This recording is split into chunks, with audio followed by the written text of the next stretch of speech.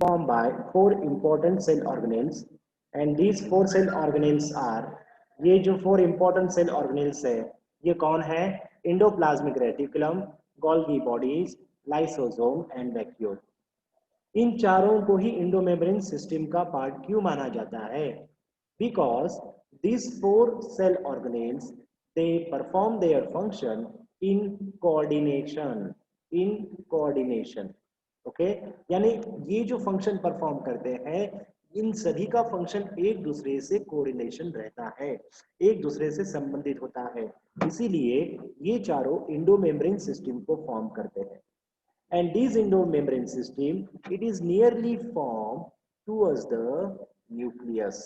Okay, nucleus के पास में ये endomembrane system फॉर्म की जाती है जनरली।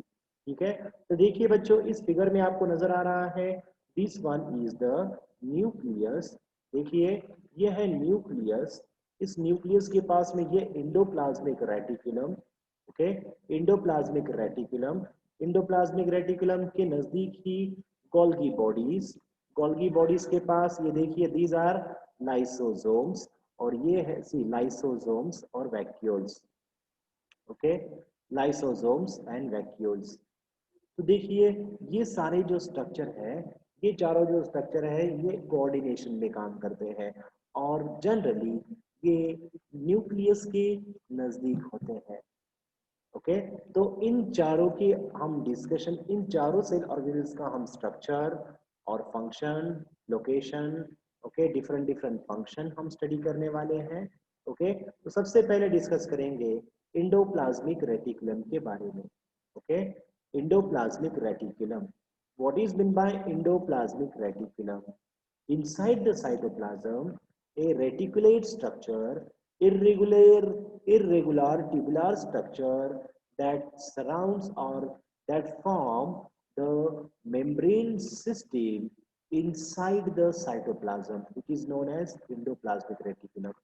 सेल के भीतर, see here inside the cell, cell के भीतर एक रेटिकुलेट स्ट्रक्चर फॉर्म होता है साइटोप्लाज्म में। ओके, उसी को हम इंडोप्लाज्मिक रेटिकुलम कहते हैं। और ये जो इंडोप्लाज्मिक रेटिकुलम है इसे हम मेम्ब्रेन सिस्टम, कौन सी सिस्टम? मेम्ब्रेन सिस्टम के नाम से भी जानते हैं, क्योंकि मैक्सिमम पार्टीशन जो होता है, मैक्सिमम कंपार्टमेंटलाइजेशन जो होता है साइटोप्लाज्म का, वो इंडोप्लाज्मिक रेटिकुलम के द्वारा ही फॉर्म होता है। इंडोप्लाज्मिक रेटिकुलम जो है वही सेल के भीतर कंपार्टमेंट फॉर्म करते हैं, इसीलिए हम इंडोप्लाज्मिक रेटिकुलम को क्या कहते हैं? सीयर, ये न्यूक्लियस है। ओके, और ये इंडोप्लाज्मिक रेटिकुलम, ये इस तरह से रेटिकुलेट स्ट्रक्चर कंपार्टमेंट फॉर्म करता है सेल के भीतर। ओके, इसीलिए इसे हम मेम्ब्रेन सिस्टम भी कहते हैं। इंडोप्लाज्मिक रेटिकुलम को क्या नाम से नवाजा गया है? इसे नवाजा गया है इंडोमेम्ब्रेन सिस्टम इस नाम से। ठीक है, थोड़ा इनका हिस्टोलॉजिकल बैकग्राउंड देखते हैं बच्चों। इंडोप्लाज्मिक रेटिकुलम सबसे पहले it was observe by Garnier, Garnier ने सबसे पहले इंडोप्लाज्मिक रेटिकुलम को ऑब्जर्व किया और उसे इर्गेस्टोप्लाज्म, कौन सा? इर्गेस्टोप्लाज्म नाम दिया था। कौन सा? इर्गेस्टोप्लाज्म। इसके बाद पॉटर एंड थॉमसन, इन दोनों ने एक ही वर्ष में, ओके एक ही साथ, मीन्स एक ही वर्ष में इन दोनों ने इंडोप्लाज्मिक रेटिकुलम को देखा और उन्होंने देखा कि reticulum it form the membrane system. Okay, यानी सिस्टम ऑफ मेम्ब्रेन ये फॉर्म करता है साइटोप्लाज्म में। तो डिस्कवरर कौन है? Porter and Thomson. इन दोनों में से जो भी नाम आएगा उस नाम को आपने सेलेक्ट करना है, पॉर्टर या फिर थॉमसन। ओके, जनरली पॉर्टर को ही योगदान दिया गया है। ओके, देन नेक्स्ट वन, अगला पॉइंट, इंडोप्लाज्मिक रेटिकुलम कहाँ पर पाया जाता है? Endoplasmic reticulum, here it is the only cell organelle that may extend from nucleus up to the cell membrane। देखिए बच्चों, सिर्फ ये एक ही ऐसा सेल ऑर्गेनेल है जो न्यूक्लियस से लेकर प्लाज्मा मेम्ब्रेन तक एक्सटेंड होता है। ओके, यानी इसका जो एक्सटेंशन है ये साइटोप्लाज्म में सबसे ज्यादा होता है। ओके, इसीलिए इसे हम सिस्टम ऑफ मेम्ब्रेन कहते हैं।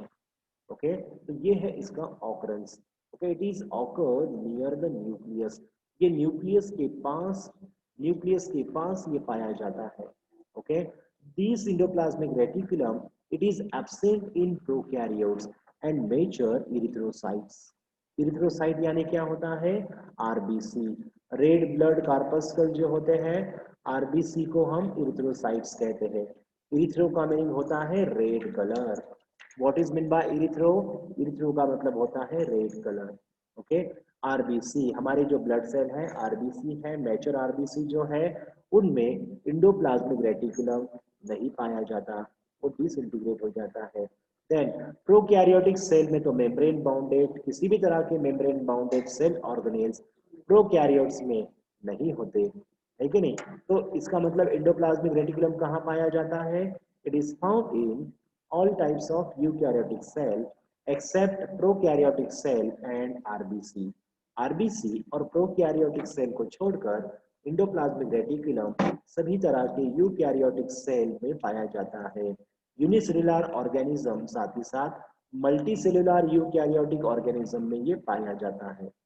ओके, चाहे वो यूकैरियोटिक ऑर्गेनिज्म, प्रोकैरियोटिक, चाहे वो यूनिसेलुलर ऑर्गेनिज्म, ओके, यूकैरियोटिक हो, चाहे वो प्रोटिस्टा हो, फंगस हो, प्लांट्स हो या एनिमल्स हो, इन सभी के सेल में पाया जाता है। हमने आपको एक्सेप्शन दिया है कहाँ पर नहीं पाया जाता।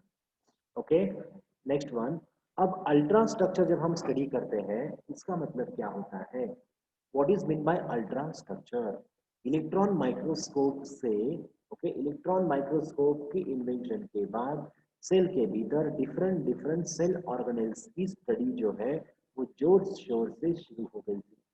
ओके, तो ये जो सेल ऑर्गेनेल है ये सब सेलुलर पार्टिकल्स है, यानी ये बहुत ही माइन्यूट होते हैं और ये हमारी खुली आंखों से नजर नहीं आते। तो इन्हें देखने के लिए कंपाउंड माइक्रोस्कोप और इलेक्ट्रॉन माइक्रोस्कोप की आवश्यकता होती है, और ऐसे स्ट्रक्चर्स को हम अल्ट्रा स्ट्रक्चर कहते हैं। ओके, ऐसे स्ट्रक्चर को हम क्या कहते हैं? Ultra structures. ऐसे स्ट्रक्चर जो हमारे नेकेड आई से नजर नहीं आते, अगर उस माइन्यूट स्ट्रक्चर को देखने के लिए माइक्रोस्कोप या इलेक्ट्रॉन माइक्रोस्कोप लगेगा, उसकी आवश्यकता होगी, उसे हम अल्ट्रा स्ट्रक्चर कहेंगे।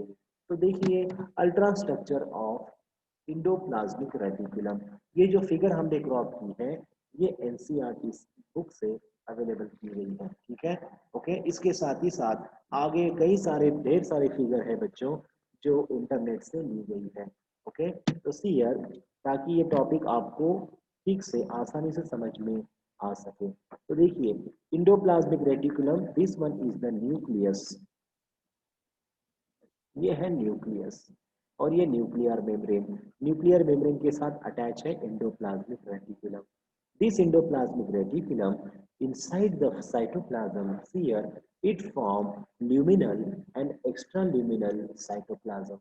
Okay, isn't it?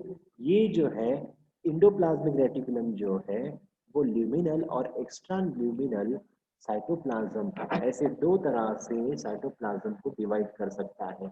Okay, luminal cytoplasm मतलब क्या होता है? ल्यूमिनल मीन्स इसकी जो कैविटी होती है, ओके, इसे अगर हम कट करते हैं तो इसके सेक्शन में सियर, ये जो कैविटी है इस कैविटी में पाए जाने वाला फ्लूइड, ओके, ल्यूमिनल फ्लूइड, और इसके बाहर जो साइटोप्लाज्म पाया जा रहा है वो extra luminal fluid, that is cytoplasm. Okay, तो इस तरह से ये reticulate structure luminal and extra luminal cytoplasm, इस तरह से ये साइटोप्लाज्म को डिवाइड कर देता है। देखिए सी, this endoplasmic reticulum it is consist of three different structures। ये तीन डिफरेंट स्ट्रक्चर से बना है, सिस्टर्नी, वेसिकल्स और ट्यूब्यूल। ओके, हमने देखा माइटोकॉन्ड्रिया में क्रिस्टी था, ओके, यहाँ पर सिस्टर्नी है, क्लोरोप्लास्ट में ग्रैनम था। ओके, जिस बच्चों ने सभी क्लास अटेंड किए हैं उन्हें पता है। ठीक है, तो सिस्टर्नी, वेसिकल्स और ट्यूब्यूल्स ये मिलकर क्या फॉर्म करते हैं? They form endoplasmic reticulum. Okay, तो ट्यूब्यूल क्या होता है, सिस्टर्नी क्या होती है, वेसिकल्स क्या होते हैं, इसे डिस्कस करेंगे। What is mean bye cisternae? Cisternae क्या होती है? देखिए बच्चों, ये जो कंप्लीट, ये देखिए ये लिपिड बायलेयर जो मेम्ब्रेन है, इसी को हम सिस्टर्नी कहते हैं। क्या कहते हैं? Cisternae. Okay, cisternae, these are unbranched lumen unbranched double lipid bilayer membrane। बच्चों, endoplasmic reticulum, Golgi bodies, lysosome, vacuole, इन सभी, ये सारे के सारे single membrane bounded cell organelle है, मगर इनकी जो सिंगल मेम्ब्रेन है वो लिपिड बायलेयर से बनी है। किससे बनी है? लिपिड बायलेयर से बनी है, लिपिड के दो लेयर से बनी है। ओके, तो सीयर इनमें जो ये जो सिस्टर्नी फॉर्म होती है, ये cisternae, it is lipid bilayer membrane structure and it is unbranch. ये सिस्टर्नी अनब्रांच होते हैं। और इस सिस्टर्नी से सीयर, इस सिस्टर्नी को ब्रांचेस, ये जो सिस्टर्नी है, इस सिस्टर्नी से ब्रांचेस फॉर्म होती है, और इन ब्रांचेस को हम ट्यूब्यूल्स कहते हैं। क्या कहते हैं? ट्यूब्यूल्स। इसी सिस्टर्नी से जो ब्रांचेस फॉर्म होती है, उन्हें हम ट्यूब्यूल्स कहते हैं। वेसिकल्स क्या होते हैं? Vesicles, these are small sac like structure. ये small small sac like structure होते हैं। इनके भीतर डिफरेंट डिफरेंट कंपोनेंट्स हो सकते हैं, डिफरेंट प्रोटीन्स हो सकते हैं, एंजाइम हो सकते हैं, ऑयल हो सकते हैं, लिपिड्स हो सकते हैं, कोई भी चीज हो सकती है। तो ये वेसिकल्स जो है, this tubular structure are form from this tubule. Tubule के ब्रांचेस ये ब्रेक होकर ये वेसिकल्स फॉर्म करते हैं, या ये वेसिकल डायरेक्टली सिस्टर्नी के द्वारा भी फॉर्म किए जा सकते हैं। ओके, सिस्टर्नी के द्वारा भी फॉर्म किए जा सकते हैं। अगला point, there are two important types of there are two important types of these endoplasmic reticulum।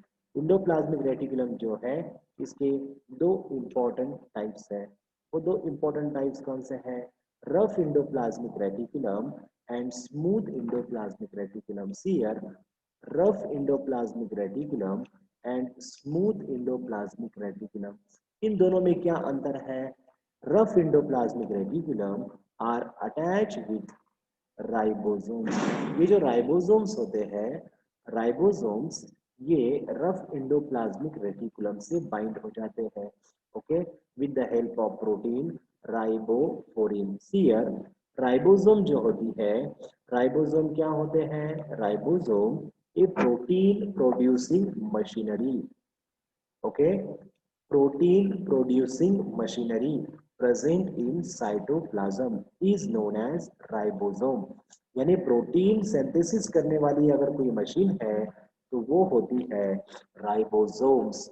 Ribosomes ये प्रोटीन का सिंथेसिस करते हैं साइटोप्लाज्म में। ठीक है, तो राइबोसोम किससे बना है? Ribosome is consist of two different subunit, large subunit and small subunit. ये जो सब यूनिट है, ये बाइंड होकर बनाते हैं कंप्लीट राइबोसोम, एटीएस राइबोसोम। ठीक है, eighty S ribosome present in cytoplasm of eukaryotic cell. Okay, prokaryotic cell के राइबोसोम कैसे होते हैं? 70s होते हैं। बच्चों, S for Svedberg constant, S for sedimentation coefficient. Okay, आगे डिस्कस करेंगे what is mean by sedimentation coefficient और स्वेटबर्ग कांस्टेंट। ठीक है, तो यूकैरियोटिक सेल के भीतर ये जो एटीएस राइबोसोम है, ये राइबोसोम्स कहाँ पर बाइंड हुए हैं? These ribosomes they are binds with the rough endoplasmic reticulum. देखिए, ये जो गोल गोल नजर आ रहे हैं, ये सारे राइबोसोम्स है जो इंडोप्लाज्मिक रेटिकुलम से बाइंड हुए हैं। रफ इंडोप्लाज्मिक रेटिकुलम से कौन बाइंड होते हैं? Yes, ribosome. ओके, जिस इंडोप्लाज्मिक रेटिकुलम को राइबोसोम्स अटैच रहते हैं, बाइंड होते हैं, उस इंडोप्लाज्मिक रेटिकुलम को हम कहते हैं रफ इंडोप्लाज्मिक रेटिकुलम। और जिस इंडोप्लाज्मिक रेटिकुलम पर राइबोसोम्स बाइंड नहीं होते, उन्हें हम स्मूथ इंडोप्लाज्मिक रेटिकुलम कहते हैं। क्या कहते हैं? Smooth endoplasmic reticulum. It is the basic difference between between rough endoplasmic reticulum and smooth endoplasmic reticulum। बच्चों कहीं कहीं पर रेफरेंस बुक में ओके SER यानी स्मूथ इंडोप्लाज्मिक रेटिकुलम ऐसा भी लिखा गया है, या फिर RER यानी रफ इंडोप्लाज्मिक रेटिकुलम ऐसा भी लिखा गया है। ठीक है, SER mean smooth endoplasmic reticulum, इसे याद रखना है। ठीक है, चलिए अगला पॉइंट डिस्कस करते हैं। नेक्स्ट वन पॉइंट, अब ये जो राइबोसोम बाइंड हुए हैं इंडोप्लाज्मिक रेटिकुलम के साथ, ये एक प्रोटीन के द्वारा इस इंडोप्लाज्मिक रेटिकुलम से बाइंड होते हैं। Ribosomes they are attached with the endoplasmic reticulum with the help of protein. उस प्रोटीन का नाम है राइबोफोरिन। ओके, राइबोफोरिन नामक प्रोटीन के द्वारा राइबोसोम्स ये इंडोप्लाज्मिक रेटिकुलम पर अटैच होते हैं। ओके, तो अगला पॉइंट डिस्कस करते हैं इसके बाद। ओके,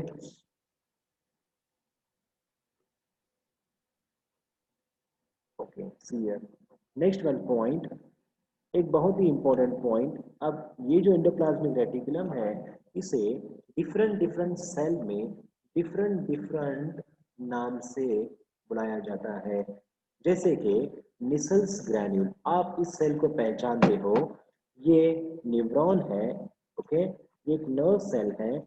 इस न्यूरॉन में सीयर, इस न्यूरॉन में जो एंडोप्लाज्मिक रेटिकुलम राइबोसोम्स पाए जाते हैं, उन्हें हम नेसल्स ग्रैन्यूल्स कहते हैं। ये क्वेश्चन पूछा गया है, what is Nissl's granules? A endoplasmic and ribosome rich region in neuron is known as Nissl's granules. Okay, इस न्यूरॉन में, इस नर्व सेल में जो रीजन, ओके, ये जो सेल बॉडी है, ये जो सेल बॉडी है, इस सेल बॉडी के भीतर, ओके, यस, इस सेल बॉडी के भीतर राइबोसोम्स और एंडोप्लाज्मिक रेटिकुलम रिच जो रीजन है, उसे हम नेसल्स ग्रैन्यूल कहते हैं। नेसल्स ग्रैन्यूल। ओके, तो इसे याद रखिए। इसके अलावा और एक इम्पॉर्टेंट सेल है, जैसे कि मायोसाइट, मसल सेल्स। ओके, जो स्ट्राइटेड मसल्स होते हैं, ओके, जो स्ट्राइटेड मसल्स है बच्चों, इस मसल्स में पाए जाने वाले इंडोप्लाज्मिक रेटिकुलम को देखिए। ये मसल्स में जो इंडोप्लाज्मिक रेटिकुलम पाए जाते हैं, उसे हम सार्कोप्लाज्मिक रेटिकुलम कहते हैं। ओके, मसल्स में पाए जाने वाले इंडोप्लाज्मिक रेटिकुलम को क्या कहा जाता है? Sarcoplasmic reticulum. ये क्वेश्चन भी कॉमन क्वेश्चन है जो पूछा गया है। ओके, और इस मसल सेल्स की जो प्लाज्मा मेम्ब्रेन होती है, उसे सार्कोलेमा कहा गया है। सार्कोलेमा क्या होती है? मेम्ब्रेन ऑफ मसल सेल, उसे सार्कोलेमा कहा जाता है। ठीक है, चलिए हम आगे जाते हैं नेक्स्ट वन पॉइंट। इसके बाद जो अगला पॉइंट है जो हमें डिस्कस करना है, वो है functions of this endoplasmic reticulum. Okay, अब हमने जो इंडोप्लाज्मिक रेटिकुलम डिस्कस किया है, इसकी फंक्शंस क्या है? What are the different functions of endoplasmic reticulum? Okay, so see here, endoplasmic reticulum, it acts as a cytoskeleton of the cell. यानी ये मेम्ब्रेन सिस्टम फॉर्म करता है, और ये मेम्ब्रेन सिस्टम एक स्केलेटन की तरह उस सेल को प्रोटेक्शन देती है, स्टेबिलिटी देती है। इसीलिए हम एंडोप्लाज्मिक रेटिकुलम को साइटोस्केलेटन ऑफ द सेल भी कह सकते हैं। Then next one, from this endoplasmic reticulum, formation of lysosomes, Golgi bodies, microbodies, ये सारे जो डिफरेंट डिफरेंट बॉडीज है, इनका सिंथेसिस इंडोप्लाज्मिक रेटिकुलम के द्वारा किया जाता है। लाइसोसोम्स क्या होता है, गोल्गी बॉडीज क्या होती है, माइक्रोबॉडीज क्या होती है, वो आगे हम डिस्कस करने वाले हैं उनके बारे में।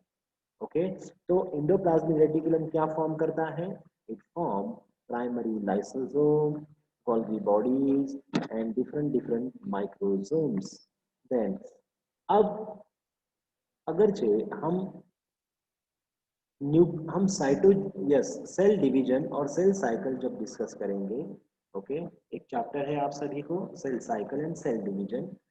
इस चैप्टर में सीयर माइटोटिक डिवीजन होता है, माइटोसिस सेल डिवीजन। तो इस माइटोसिस सेल डिवीजन के बाद में सीयर ये जो सी, ये जो डॉटर क्रोमोसोम्स फॉर्म होते हैं, इस डॉटर क्रोमोसोम्स के अराउंड में न्यूक्लियर मेम्ब्रेन फॉर्म होती है, रीफॉर्म होती है। Okay, isn't it? ये आगे जाकर आपको डिस्कस करना है सेल साइकिल और सेल डिवीजन इस चैप्टर में। Okay, actually in metaphase stage, sorry, in anaphase stage, in anaphase stage of cell division, okay, mitotic cell division जो है उसमें prophase, metaphase, anaphase, telophase, okay, isn't it? ये सारी different different phases है। Anaphase में होता क्या है, ये जो क्रोमोसोम्स है, डॉटर क्रोमोसोम्स, ये अपोजिट पोल पर चले जाते हैं।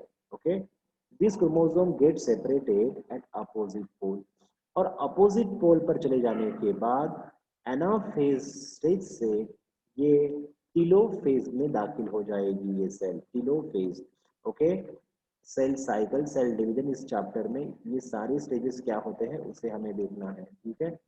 तो टीलोफेज में क्या होता है, हियर टीलोफेज में ये जो क्रोमोसोम्स है, ये क्रोमोसोम जब एक पोल पर इकट्ठा हो जाते हैं, ओके, सेपरेट हो जाते हैं डॉटर क्रोमोसोम्स, तब उस समय इस डॉटर क्रोमोसोम्स के अराउंड में न्यूक्लियर मेम्ब्रेन फॉर्म होती है। क्या फॉर्म होती है? Nuclear membrane. सियर, ये जो डॉट डॉट नजर आ रही है, ये क्या नजर आ रहा है? ये न्यूक्लियर मेम्ब्रेन का फॉर्मेशन है। ये न्यूक्लियर मेम्ब्रेन फॉर्मेशन किसके द्वारा होता है? The formation of nuclear membrane during telophase is taking place by endoplasmic reticulum. Okay, cell division के बाद जो डॉटर क्रोमोसोम्स होते हैं, डॉटर क्रोमोसोम्स के अराउंड में जो न्यू न्यूक्लियर मेम्ब्रेन फॉर्म करनी होती है, वो न्यू न्यूक्लियर मेम्ब्रेन फॉर्म करने का फंक्शन ये भी इंडोप्लाज्मिक रेटिकुलम के द्वारा किया जाता है। किसके द्वारा? इंडोप्लाज्मिक रेटिकुलम के द्वारा। अगला point, next function is, yes, this endoplasmic reticulum is from the desmotubules. Okay, it form the plasmodesmata. Okay, अब ये क्या होता है? See here, प्लांट सेल में क्या होता है? एक प्लांट सेल और दूसरी प्लांट सेल, इन दोनों के बीच में, see here, ये this one is the A plant cell और ये बी प्लांट सेल, इन दोनों के बीच में ये देखिए एक छोटा सा ट्यूबुलर स्ट्रक्चर है। Okay, isn't it? एक चैनल है। ओके, एक ट्रांसपोर्टिंग स्ट्रक्चर है। ओके, ए में से बी और बी में से ए में जो सब्सटेंसेस है, इन दोनों सेल के बीच में क्या होता है? ए और बी, इन दोनों सेल के बीच में exchange of different different types of substance taking place. Okay, A और बी के बीच में क्या होता है? एक्सचेंज होता है डिफरेंट डिफरेंट सब्सटेंस का। और ये किसके थ्रू होता है? It is taking place through the plasmodesmata. Plasmodesmata. Okay, और ये प्लाज्मोडेस्माटा किसके द्वारा फॉर्म होता है? This plasmodesmata, it is form by endoplasmic reticulum. ये जो प्लाज्मोडेस्माटा है, देखिए ये जो प्लाज्मोडेस्माटा है, ये किसके द्वारा फॉर्म होता है? It is form by the endoplasmic reticulum. ये एंडोप्लाज्मिक रेटिकुलम है जो प्लाज्मोडेस्माटा को फॉर्म करता है, और इसी के जरिए एक सेल से दूसरी सेल में डिफरेंट डिफरेंट सब्सटेंस जो है वो ट्रांसपोर्ट किए जाते हैं। प्लांट सेल में होता है। In plant cell plasmodesmata, it is the channel for transporting of different different substances between two adjacent plant cells. Okay, इसे हम प्लाज्मोडेस्माटा कहेंगे। चलिए अगला point, next one point, see here, अगला point, function of rough endoplasmic reticulum. Okay बच्चों, separately हम rough endoplasmic reticulum और smooth endoplasmic reticulum, इन दोनों के फंक्शन हम सेपरेटली डिस्कस करने वाले हैं। और इंडोप्लाज्मिक रेटिकुलम के जो फंक्शन है वो कई बार नीट एग्जाम में और डिफरेंट डिफरेंट कॉम्पिटिटिव एग्जाम में पूछे गए हैं, याद रखिए आप, ठीक है। तो function of rough endoplasmic reticulum, okay, तो इसका एक सबसे इंपॉर्टेंट फंक्शन है ग्लाइकोसिलेशन। क्या फंक्शन है? सबसे इंपॉर्टेंट फंक्शन क्या है? Function of rough endoplasmic reticulum. Okay, हम रफ एंडोप्लाज्मिक रेटिकुलम और स्मूथ एंडोप्लाज्मिक रेटिकुलम, ऐसे हम दो डिफरेंट हेडिंग में फंक्शंस को डिस्कस करने जा रहे हैं। तो what is the important function of rough endoplasmic reticulum? Rough endoplasmic reticulum, it perform glycosylation. ये क्या परफॉर्म करता है? It perform glycosylation. ग्लाइकोसिलेशन मतलब क्या होता है? ग्लाइकोज मीन्स ग्लूकोज। ओके, तो देखिए बच्चों, ये फ्यूकोज, गैलेक्टोज, मैनोज, ओके, नाम, नाग, ओके, एन एसिटिल ग्लूकोजामाइन वगैरह वगैरह, सियालिक एसिड, ये सारे क्या है? दीज आर ऑल आर, ये सारी चीजें क्या है? These are all are the sugars.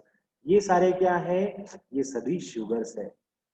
और ये शुगर किससे बाइंड हो रहे हैं? प्रोटीन से। देखिए, this one is the protein, ये प्रोटीन है। ओके, प्रोटीन के साथ ये शुगर बाइंड हो रहे हैं। ओके, प्रोटीन के साथ ये शुगर बाइंड हो रहे हैं। इसी प्रोसेस को हम ग्लाइकोसिलेशन कहते हैं। इसी प्रोसेस को हम क्या कहते हैं? This process is known as glycosylation. Okay, यानी मॉडिफिकेशन ऑफ प्रोटीन, ये रफ इंडोप्लाज्मिक रेटिकुलम का एक इंपॉर्टेंट फंक्शन है। ओके, हमारे बॉडी में जो डिफरेंट डिफरेंट प्रोटीन्स है, इनका मॉडिफिकेशन होता है डिफरेंट डिफरेंट फंक्शंस परफॉर्म करने के लिए। और इस मॉडिफिकेशन में प्रोटीन पर डिफरेंट डिफरेंट जो मॉलिक्यूल्स है, उनको अटैच किया जाता है, जैसे कि ग्लूकोज। इसी प्रोसेस को हम ग्लाइकोसिलेशन कहते हैं। Next function, okay, function of smooth endoplasmic reticulum. Okay, what is mean bye glycosylation? Glycosylation क्या होता है? yes, the modification of protein in which sugar molecules are attached with the proteins। Protein के साथ sugar molecules bind करना, इस process को हम glycosylation कहते हैं। ठीक है, चलिए नेक्स्ट फंक्शन हम डिस्कस करते हैं, that is the function of smooth endoplasmic reticulum. Smooth endoplasmic reticulum का फंक्शन क्या है? ओके, आपको पता है स्मूथ इंडोप्लाज्मिक रेटिकुलम पर राइबोसोम्स नहीं होते। बच्चों, ये जो हम आपको फंक्शन बताने जा रहे हैं, ये फंक्शन एग्जाम में पूछे गए हैं। तो सबसे पहला function, lipid synthesis is taking place in smooth endoplasmic reticulum. इसे नोट डाउन कीजिए। हमने आज आपको एक पीडीएफ फाइल भेजी है नोट्स की। ओके, आप अपने नोट्स उसमें से की नोट्स जो है, बहुत ही लेंदी नोट्स है वो, उसमें से उसे आप शॉर्ट कर सकते हो तो आप कीजिए, नो प्रॉब्लम। ओके, या फिर उन कंप्लीट नोट्स को एज ए नॉलेज, ओके, आप इस्तेमाल कीजिए। ठीक है, तो see here, smooth endoplasmic reticulum का सबसे पहला फंक्शन क्या है? It perform lipid synthesis. ये लिपिड सिंथेसिस करता है, जैसे फॉस्फोलिपिड्स, कोलेस्ट्रॉल। ये क्वेश्चन पूछा गया है, इसे नोट डाउन कर लीजिए। Next one point, it perform glycogenolysis. ये देखिए, ये टर्म्स बहुत ही इंपॉर्टेंट है। ग्लाइकोजिनो यानी ग्लाइकोजन। ग्लाइकोजन क्या होता है? It is the chain of glucose. ये ग्लूकोज की लॉन्ग चेन होती है। ओके, हमारे बॉडी में जो रिजर्व फूड मटेरियल होता है, it is present in the form of glycogen. Okay, और जब हमारे शरीर को ग्लूकोज की आवश्यकता होती है एनर्जी प्रोडक्शन के लिए, तब इस ग्लाइकोजन का लाइसिस, लाइसिस मतलब क्या? Breaking. Okay, breaking of glycogen to release the glucose for ATP synthesis. Okay, इस ग्लूकोज से एटीपी सिंथेसिस किया जाता है एरोबिक रेस्पिरेशन के लिए।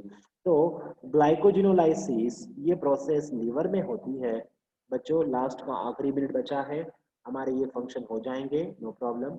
सी, glycogenolysis, it is taking place inside the liver, in which glycogen is broken down into glucose. Okay, then steroid hormone, okay, different steroid hormone, जैसे कि progesterone, aldosterone, okay, see here progesterone यानी male और female hormone, aldosterone.